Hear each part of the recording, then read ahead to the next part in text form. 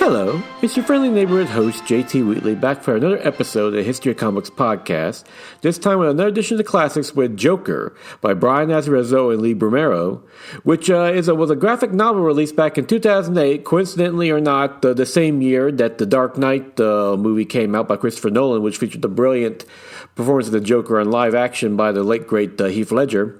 But in this story, it starts with the Joker, of all things, being released from Arkham Prison, and a local thug, John Frost, decides to go pick him up, thinking, hey, he's the Joker, someone's got to pick him up. And he ends up becoming his henchman during a series of adventures as he bounces through the Gotham City underworld, interacting with many villains and eventually Batman.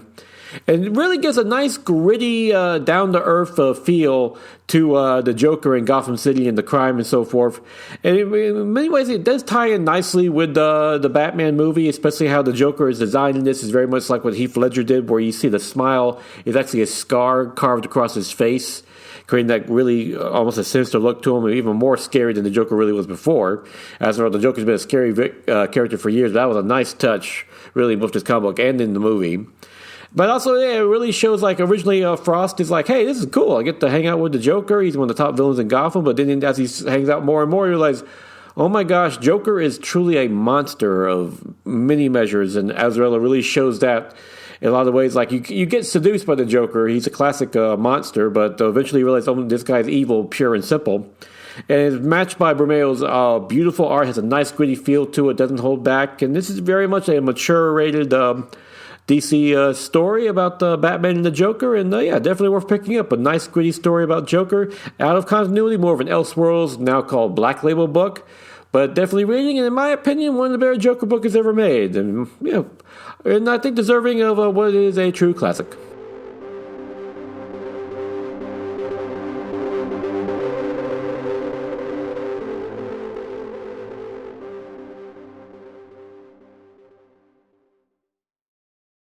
Great things are coming on the Nerd Bliss podcast. We're changing up our presentation while keeping the candidness that you enjoy.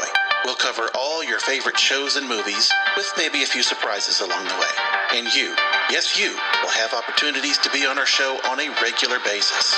That's right, you've got the Zoom Pro account, and we're going to use it. So be ready. Find us at nerdblisspodcast.com and esonetwork.com, and on all the socials at NerdBlissPod. Nerd Bliss. Listen up.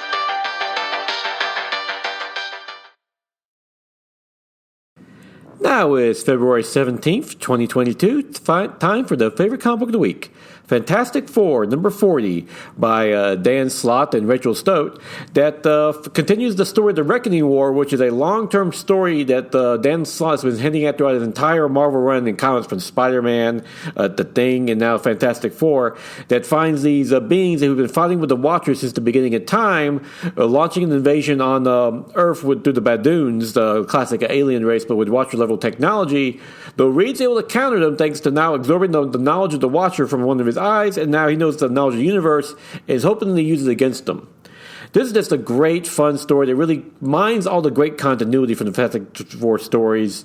And it has, and of course, with a lot of Dan Slott's classic humor, especially the bit where Moonlight's reaction to the moon being destroyed is classic. And also, you love how Reed Richards has to keep explaining to his family, I know I'm super intelligent, I'm not trying to be a jerk, and trying to do the right thing. He has to keep reassuring them that, no, I'm actually doing the right thing this time, please. Because, you know, if you ever read the Fantastic Four in the past, every time Reed got super intelligent, he did come a bit of a jerk. So I have to keep mindful of that, and I like how he actually is knowledgeable of it. It's, like I said, great minding of continuity and humor for fans of Fantastic Four.